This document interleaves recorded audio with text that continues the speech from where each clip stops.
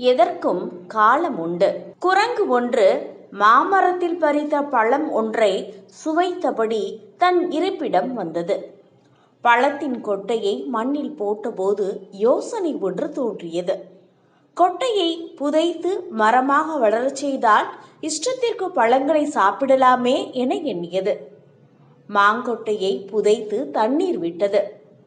குரங்கின் மனம் மாம்பழம் பறித்து சாப்பிடுவதில்தான் இருந்ததே தவிர மரத்தை வளர்ப்பதில் இல்லை.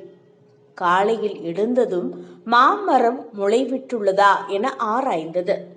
மண்ணை தோண்டி மாங்கொட்டையை எடுத்தது. கொட்டை இருப்பதைக் கண்டு நிம்மதி பெருமூச்சு விட்டது.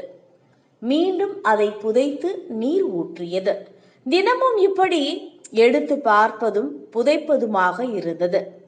இப்படி செய்தால் முடிவு என்னவாகும்? மாமரம் முளைவிடவே இல்லை. கோபம் வந்தது குரங்குக்கு. ஒரு நாள் காலையில் மாங்கொட்டையை எடுத்து காட்டிற்குள் வீசியது. ஆசை நியாயமானது என்றாலும் குரங்கின் அவசரம் நியாயமானது அல்ல.